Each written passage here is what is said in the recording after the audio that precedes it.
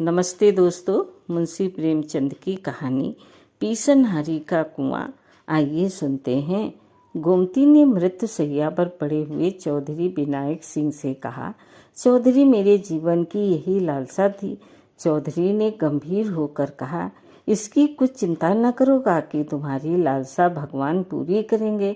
मैं आज से ही मजूरों को बुलाकर काम पर लगाए देता हूँ। देव ने चाहा तो तुम अपने कुएं का पानी पियोगी। तुमने तो गिना होगा कितने रुपये हैं। गोमती ने एक क्षण आंखें बंद करके बिखरी हुई स्मृति को इकट्ठा करके कहा, भैया मैं क्या जानूं कितने रुपये हैं, जो कुछ है वो इसी हांडी में है। इतना करना कि इतने ही में काम चल जाए, किसके सामने हाथ फैलाते फिरोगे। चौधरी ने बंद हांडी को उठाकर हाथों से तौलते हुए कहा, ऐसा तो करेंगे ही काकी, कौन देने वाला है। एक चुटकी भीख तो किसी के घर से निकलती नहीं। कुआं बनवाने को कौन देता है। धन्य हो तुम कि अपनी उम्र भर की कमाई इस धर्म काज के लिए दे दी। गोमती ने गर्व से कहा, भैया तुम तो तब बहुत छोटे थे। तुम्हारे काका मरे तो मेरे हाथ में एक कौड़ी भी न थी। दिन दिन भर भूखी पड़ी रहती। जो कुछ उनके पास था वो सब उनकी बीमारी में उठ गया। वो भगवान के बड़े भक्त थे, इसलिए भगवान ने उन्हें जल्दी से बुला लिया। उस दिन से आज तक तुम देख रहे हो कि किस तरह दिन काट रही हूँ। मैंने एक एक रात में मन भर अनाज पीसा है। बेटा देखने वाले अचरज मानते थे, ना जाने इतनी ताकत मुझ में कहाँ से आ जाती थी। बस यही लालसा रही कि उनके नाम का एक छोटा सा कुआं गांव में बन जाए। नाम तो चलाना चाहिए, इसलिए तो आदमी बेटे बेटी को रोता है। इस तरह चौधरी विनायक सिंह को वसीयत करके उसी रात को बुढ़िया गोमती परलोक सिधारी। मरते समय अंतिम शब्द जो उसके मुख से निकले हुए यही थे, कुआं बनवाने में देर न करना। उसके पास धन है ये तो लोगों का अनुमान था, लेकिन 2000 है इसका किसी को अनुमान न था। बुढ़िया अपने धन को ऐब की तरह छिपाती थी। चौधरी गांव का मुखिया और नियत का साफ आदमी था, इसलिए बुढ़िया ने उसे ये अंतिम आदेश दिया था। चौधरी ने गोमती की क्रियाक्रम में बहुत रुपये न खर्च किए। ज्यों ही इस संस्कारों से छुट्टी मिली, वो अपने बेटे हरनाथ सिंह को बुलाकर ईंट चूना पत्थर का तखमीना करने लगे। हरनाथ अनाज का व्यापार करता था। कुछ देर तक तो वो बैठा सुनता रहा, फिर बोला, अभी 2-4 महीने कुआं न बने तो कोई बड़ा हर्ज है। चौधरी ने हूँ करके, हर्ज तो कुछ नहीं है, लेकिन देर करने का काम ही क्या। रुपया उसने दे ही दिए है, हमें तो सेत में यश मिलेगा। गोमती ने मरते समय जल्द कुआं बनवाने को कहा था। हरनाथ, हाँ कहा तो था, लेकिन आजकल बाजार अच्छा है। 2-3 हजार का अनाज भर लिया जाए तो अगहन पुस्तक सवाए हो जाएगा। मैं आपको कुछ सूद दे दूंगा। चौधरी का मन शंका और भय की दुविधाओं में पड़ गया। 2000 के 2500 हो गए तो क्या कहना।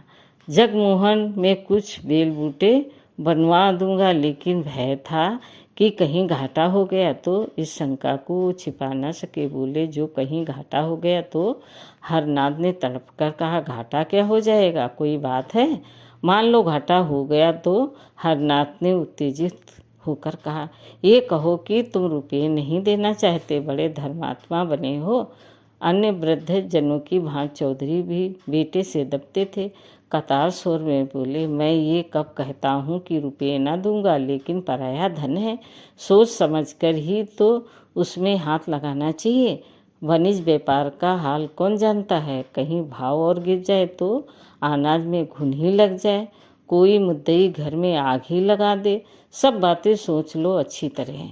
हरनाथ ने व्यंग से कहा, इस तरह सोचना है तो ये क्यों नहीं सोचते कि कोई चोर ही उठा ले जाए या बनी बनाई दीवार बैठ जाए। ये बातें भी तो होती ही हैं। चौधरी के पास अब और कोई दलील न थी। कमजोर सिपाही ने ताल तो ठोकी, अखाड़े में उतर पड़ा, पर तलवार की चमक देखते ही हाथ पांव फूल गए। बगले झांककर चौधरी ने कहा, तो कितना लोगे? हरनाथ कुशल योद्धा की भांति शत्रु को पीछे हटता देखकर बफर कर बोला, सब का सब दीजिए, 500 रुपये लेकर क्या खिलवाड़ करना है? चौधरी राजी हो गए। गोमती को उन्हें रुपये देते किसी ने न देखा था, लोक निंदा की संभावना भी न थी। हरनाथ ने अनाज भरा, अनाजों के बोरों का ढेर लग गया। आराम की मीठी नींद सोने वाले चौधरी अब सारी रात बोरों की रखवाली करते थे। मजाल न थी कि कोई चूरिया बोरों में घुस जाए। चौधरी इस तरह झपटते थे कि बिल्ली भी हार मान लेती। इस तरह 6 महीने बीत गए। पौष में अनाज का पूरे 500 का लाभ हुआ। हरनाथ ने कहा, इसमें से 50 रुपये आप ले लें। चौधरी ने झल्लाकर कहा, 50 रुपये क्या खैरात ले लूं? किसी महाजन से इतने रुपये लिए होते तो कम से कम 100 रुपये सूद के होते। मुझे तुम 200-400 रुपये कम दे दो, और क्या करोगे? हरनाथ ने ज़्यादा बढ़ाया न किया, 150 रुपये चौधरी को दे दिए। चौधरी की आत्मा इतनी प्रसन्न कभी न हुई थी। रात को वो अपनी कोठरी में सोने गया तो उसे ऐसा प्रतीत हुआ कि बुढ़िया गोमती खड़ी मुस्कुरा रही है। चौधरी का कलेजा धक करने लगा। वो नींद में न था, कोई नशा ना खाया था। गोमती सामने खड़ी मुस्कुरा रही थी। हाँ, उस मुरझाए हुए मुख पर एक विचित्र स्फूर्ति थी। कई साल बीत गए। चौधरी बराबर इसी फिक्र में रहते थे कि हरनाथ से रुपये निकाल लूं, लेकिन हरनाथ हमेशा ही हीले हवाले करता रहता था। वो साल में थोड़ा सा ब्याज देता, पर मूल के लिए हजारें बातें बनाता था। कभी लेने का रोना था, कभी चुकते का। हाँ, कारोबार बढ़ता जाता था। आखिर एक दिन चौधरी ने उससे साफ साफ कह दिया कि तुम्हारा काम चले या डूबे, मुझे परवाह नहीं, इस महीने में तुम्हें अवश्य रुपये चुकाने पड़ेंगे। हरनाथ ने बहुत उड़न घाइयाँ बताई, पर चौधरी अपने इरादे पर जमे रहे। हरनाथ ने झुल्लाकर कहा, कहता हूँ कि 2 महीने और ठहरिए, माल बिकते ही मैं रुपये दे दूंगा। चौधरी ने दृढ़ता से कहा, तुम्हारा माल कभी न बिकेगा और न तुम्हारे 2 महीने कभी पूरे होंगे। मैं आज रुपये लूँगा। हरनाथ उसी वक्त क्रोध में भरा हुआ उठा और 2000 रुपये लाकर चौधरी के सामने जोर से पटक दिए। चौधरी ने कुछ झेप कर कहा, रुपये तो तुम्हारे पास थे, और क्या बातों से रोजगार होता है? तो मुझे इस समय 500 रुपये दे दो, बाकी 2 महीने में देना। सब आज ही तो खर्च न हो जाएंगे? हरनाथ ने ताव दिखाकर कहा, आप चाहे खर्च कीजिए चाहे जमा कीजिए, मुझे रुपयों का काम नहीं। दुनिया में क्या महाजन मर गए हैं जो आपकी ध्वस्त हों? चौधरी ने रुपये उठाकर एक ताक पर रख दिए। कुएं की दाग बेल डालने का सारा उत्साह ठंडा पड़ गया। हरनाथ ने रुपये लौटा तो दिए, पर मन में कुछ और मंसूबा बांध रखा था। आधी रात को जब घर में सन्नाटा छा गया तो हरनाथ चौधरी के कोठरी की चूल खिसकाकर अंदर घुसा। चौधरी बेखबर सोए थे। हरनाथ ने चाहा कि दोनों थैलियां उठाकर बाहर निकल जाऊं, लेकिन ज्यों ही हाथ बढ़ाया उसे अपने सामने गोमती खड़ी दिखाई दी। वो दोनों थैलियों को हाथों में से पकड़े हुए थी।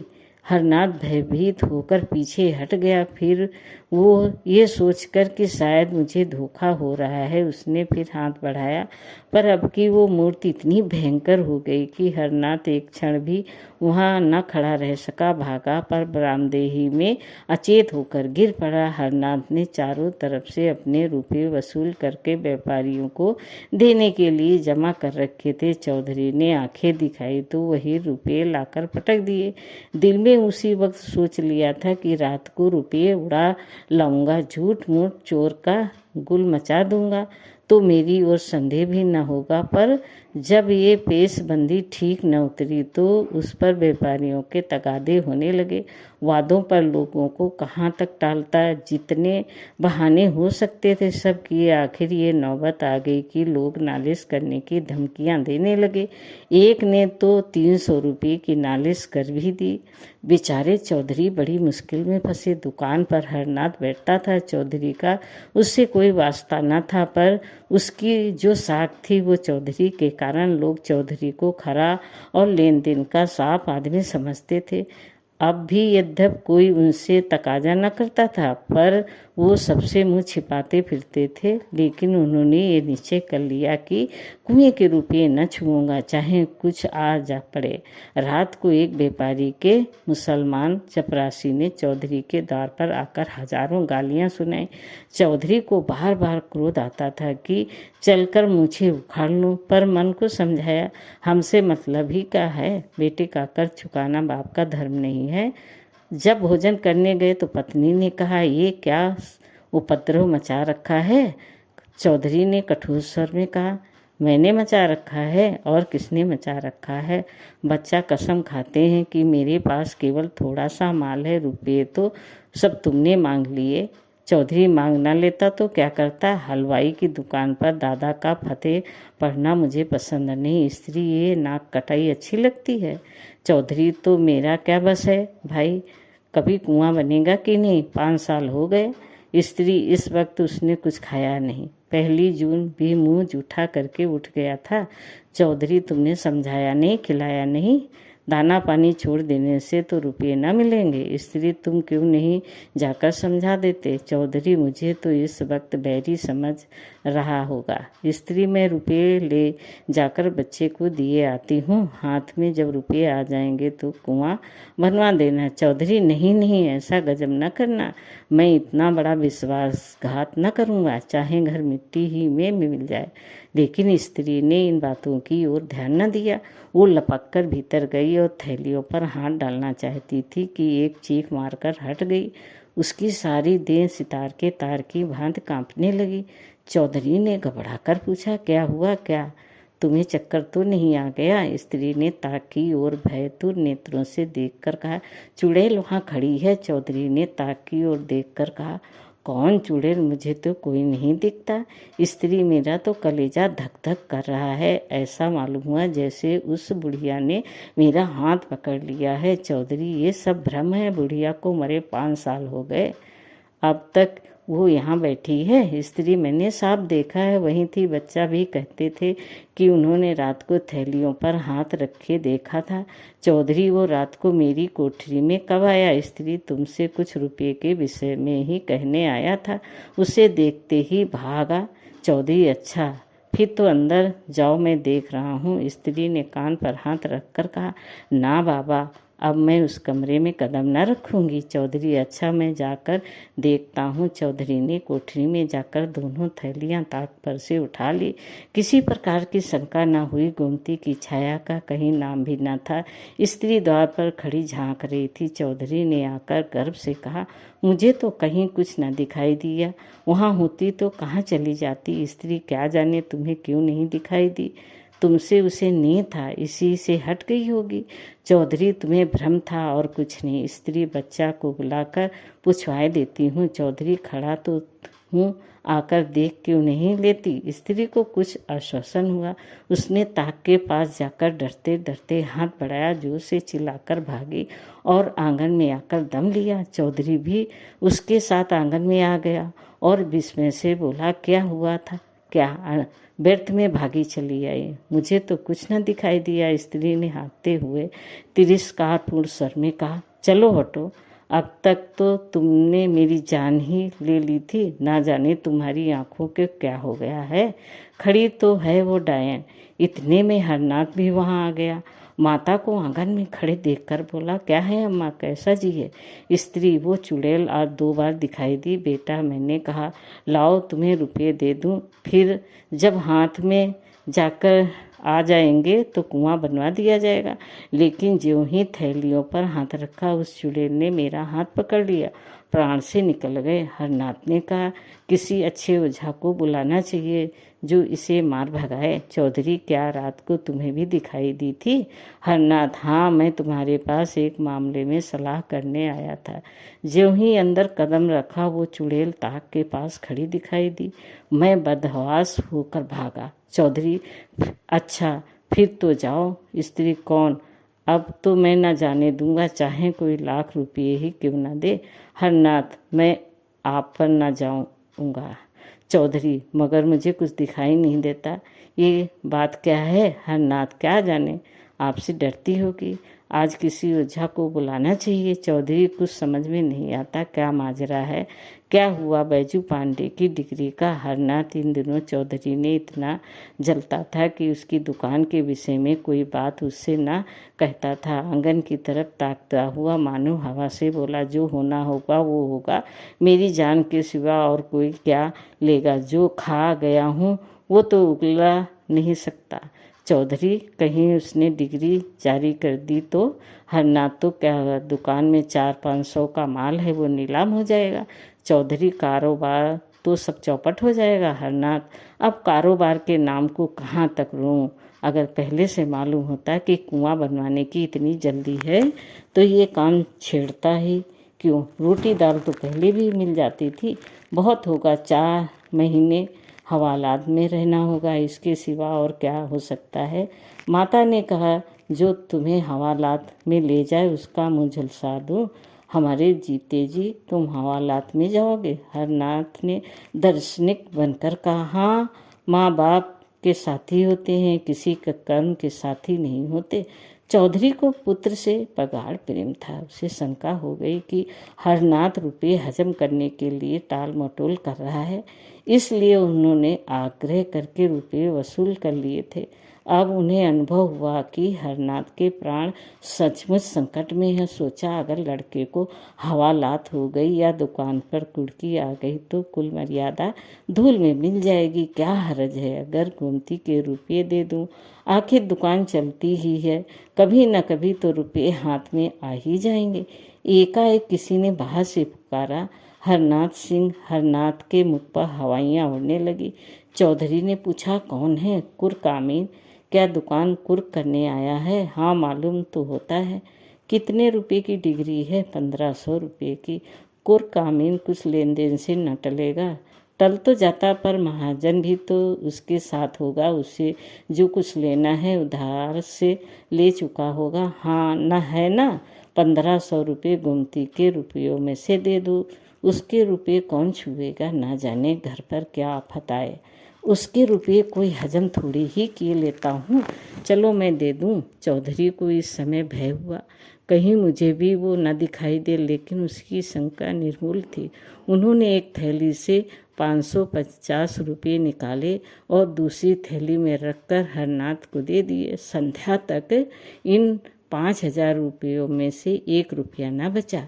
12 साल गुजर गए, न चौधरी अभी संसार में है न हरनाथ। चौधरी जब तक जिए उन्हें कुएं की चिंता बनी रही, यहाँ तक कि मरते दम भी उनकी जबान पर कुएं की रट लगी थी। लेकिन दुकान में सदैव रुपयों का तोड़ा रहा। चौधरी के मरते ही सारा कारोबार चौपट हो गया। हरनाथ ने आने रुपये लाभ से संतुष्ट न होकर दूने तिगुने लाभ पर हाथ मारा, जुआ खेलना शुरू किया। साल भी न गुजरने पाया था कि दुकान बंद हो गई। गहने पाती बर्तन भांडे सब मिट्टी में मिल गए। चौधरी की मृत्यु के ठीक साल भर बाद हरनाथ ने भी इस हानि लाभ के संसार से पलायन किया। माता के जीवन का अब कोई सहारा न था। बीमार पड़ी पर दवा दर्पण न हो सकी।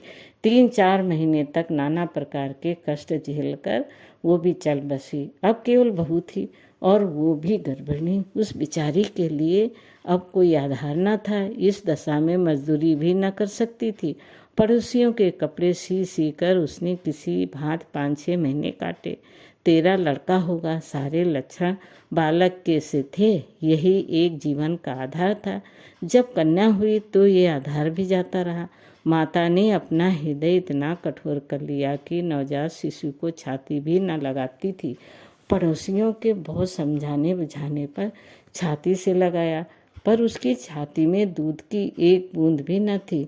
उस समय अभागिन माता के हृदय में करुणा, वात्सल्य और मोह का एक भूकंप सा आ गया। अगर किसी उपाय से उसके स्तन की अंतिम बूंद दूध बन जाती तो वो अपने को धन्य मानती। बालिका की वो भोली दीन याचना में सतृष्णा छवि देखकर उसका मातृ हृदय मानो सहस्त्र नेत्रों से रुंधन करने लगा था। उसके हृदय की सारी शुभेच्छाएं, सारा आशीर्वाद, सारी विभूति, सारा अनुराग मानो उसकी आंखों से निकलकर उस बालिका को उसी भांति रंजित कर देता था जैसे इंदु का शीतल प्रकाश पुष्प को रंजित कर देता है। पर उस बालिका के भाग में मात्र प्रेम के सुख न बंधे थे। माता ने कुछ अपना रक्त, कुछ ऊपर का दूध पिलाकर उसे जिलाया, पर उसकी दशा दिनों दिन जीर्ण होती जाती थी। एक दिन लोगों ने जाकर देखा तो वो भूमि पर पड़ी थी और बालिका उसकी छाती से चिपटी उसके स्तनों को चूस रही थी। शोक और दरिद्रता से आह शरीर में रक्त कहाँ जिससे दूध बनता। वही बालिका पड़ोसियों की दया भिक्षा से पल पल कर एक दिन घास खोदती हुई उस स्थान पर जा पहुंची जहाँ बुढ़िया गोमती का घर था। छप्पर कब के पंचभूतों में मिल चुके थे। केवल जहाँ तहाँ दीवारों के चिन्ह बाकी थे। कहीं कहीं आधी आधी दीवारें खड़ी थी। बालिका ने न जाने क्या सोचकर खुरपी से खड्डा खोदना शुरू किया।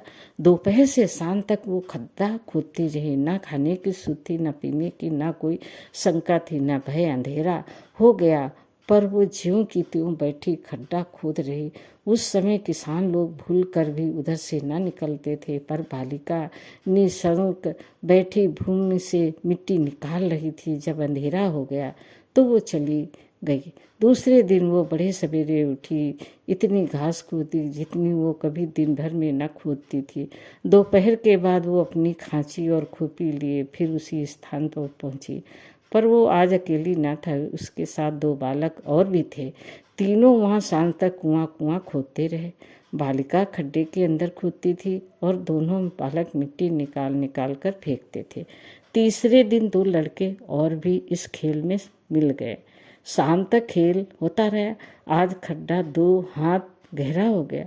गांव के बालक बालिकाओं में इस विलक्षण खेल ने अभूतपूर्व उत्साह भर दिया। चौथे दिन भी कई बालक आ मिले। सलाह हुई कौन अंदर जाए, कौन मिट्टी उठाए, कौन झुआ खींचे।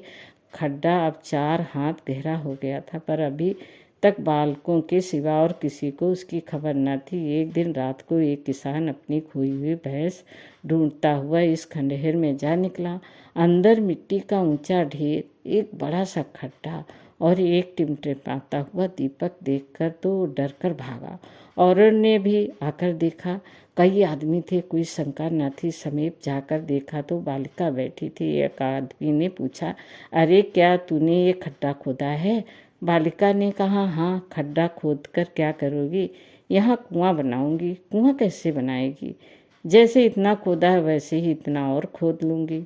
गांव के सब लड़के खेलने आते हैं, मालूम होता है तू अपनी जान देगी और अपने साथ और बालकों को भी मारेगी। खबरदार जो कल से खड्डा खोदा। दूसरे दिन और लड़के ना आए। बालिका भी दिन भर मजूरी करती रही, लेकिन संध्या समय वहाँ फिर दीपक जला और फिर वो खुरपी हाथ में लिए वहाँ बैठी दिखाई दी। गांव वालों ने उसे मारा पीटा, कोठरी में बंद किया, पर वो अवकाश पाते ही वहाँ जा पहुँचती। गांव के लोग प्रायः श्रद्धालु होते हैं। बालिका के इस अलौकिक अनुराग ने आखिर उनमें भी अनुराग उत्पन्न किया।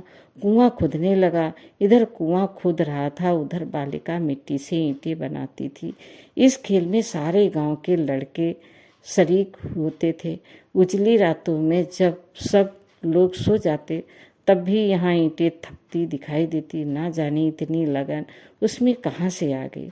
7 वर्ष की उम्र कोई उम्र होती है, लेकिन 7 वर्ष की वो लड़की बुद्धि और बातचीत में इतनी तिगुनी उम्र वालों के कान काटती थी। आखिर एक दिन वो भी आया कि कुआं बंद गया। और उसकी पक्की जगत तैयार हो गई। उस दिन बालिका उसी जगत पर सोई। आज उसके हर्ष की सीमा न थी। गाती थी, चहकती थी। प्रातःकाल उस जगत पर केवल उसकी लाश मिली। उस दिन से लोगों ने कहना शुरू किया, ये वही बुढ़िया गोमती थी। इस कुएं का नाम पीसनहारी का कुआं पड़ा। दोस्तों, कहानी कैसी लगी लाइक करें, सब्सक्राइब करें। धन्यवाद।